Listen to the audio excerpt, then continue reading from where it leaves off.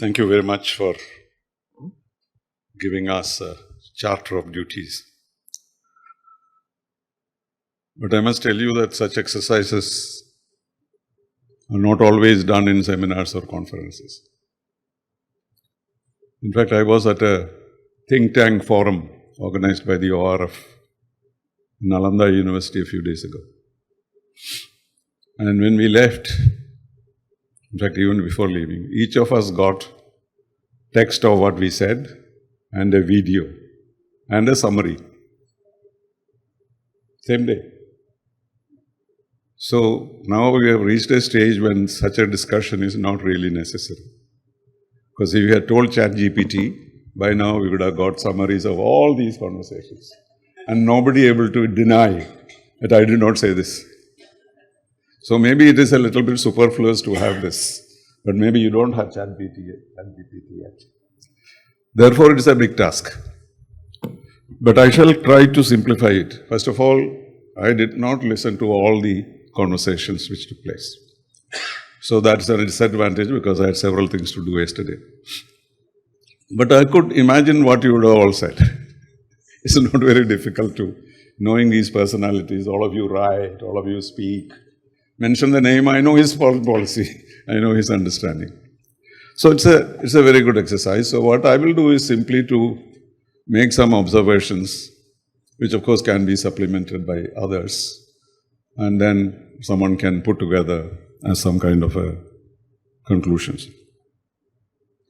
I don't know whether you noticed that since we started this meeting and between now, the world has changed. Do you agree?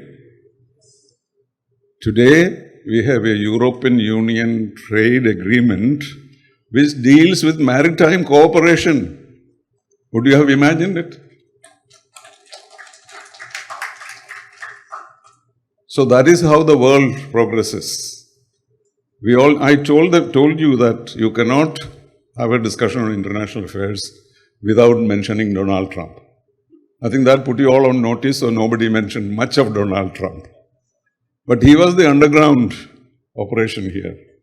And this European Union agreement negotiation started when I was in the Foreign Service, 20 years ago. Well, I left 20 years ago. And how is it that suddenly this agreement has been possible? Donald Trump, nobody else. And I felt very happy about this development because we are in the danger of spiting Donald Trump by joining with the Chinese and the Russians. That would have been the biggest disaster that India would have faced.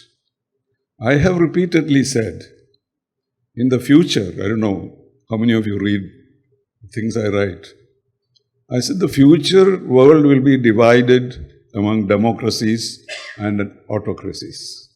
There is no other ideology going to be there. And India cannot be but with democracies. Then the counter was, you want democracies like Trump's democracy? I said, well, we have to find one if you don't have any. But here we have the opportunity. You have a democratic force. The European Union actually miffed with Trump even more than us, have come up with this idea. I don't think otherwise this agreement would have been possible. Of course, I have not been able to study it properly. There are already people raising questions about the abolition of duty, taxes, etc. So why I am mentioning is because we have to realize that we are in a changing world. It is changing very fast. And this kind of exchanges enable us to develop your own perspective on the world today. And this is particularly important when you have academicians and diplomats present. It's not always the case. Now a system has developed all around the world that there are diplomat professors. They are called by different names. I'm called in the Somaya University, I'm called Professor of Eminence. In Jain University, I'm called Professor of Practice. And in the United States, when I go there, they say Ambassador Diplomat. But this is a new genre. We did not have the kind of interaction that now we have between us. So it's extremely important, particularly for serving officers, to have this kind of interaction. And Mr. Gujral was foreign minister. He was a great man for seminars. You all know, Saturday Club. For every excuse, he was called his, what they call the Saturday buddies.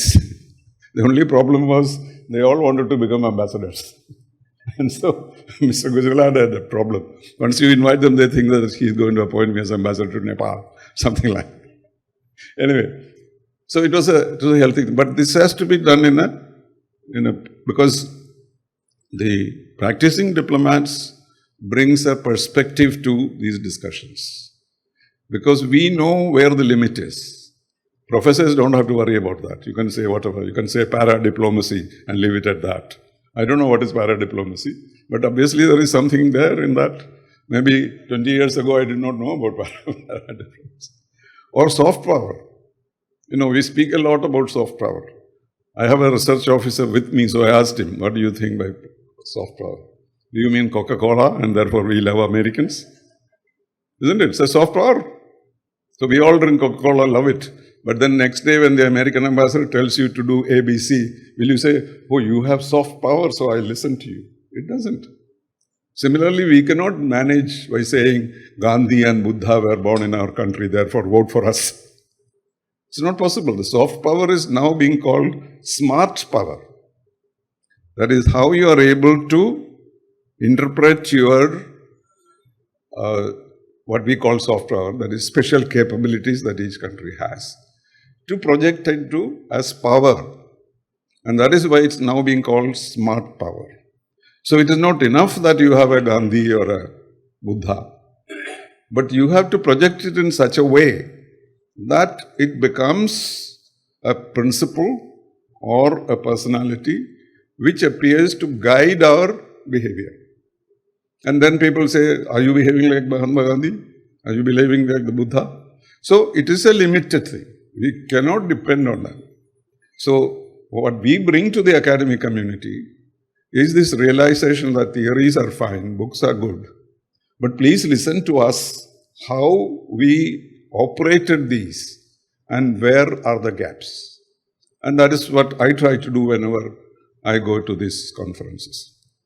So the first point I want to make is that this is a very useful forum and it has given us a lot of information, knowledge, but that should all be put in its proper perspective. I know this is not a cricket match, but I would like to announce the man of the match of this seminar. You will all agree it is Mr. Muralidharan.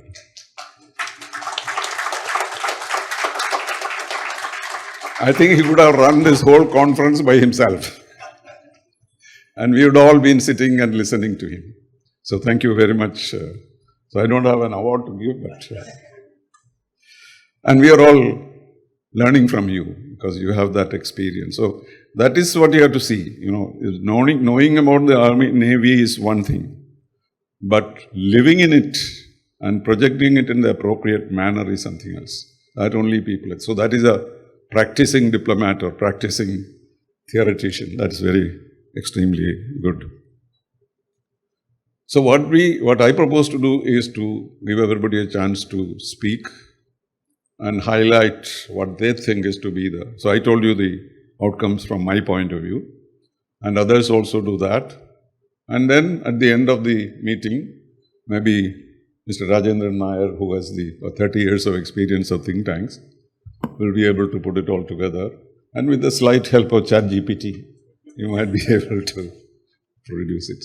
So I shall stop there and request the others, maybe Ambassador Ashok Sajjanar, to start.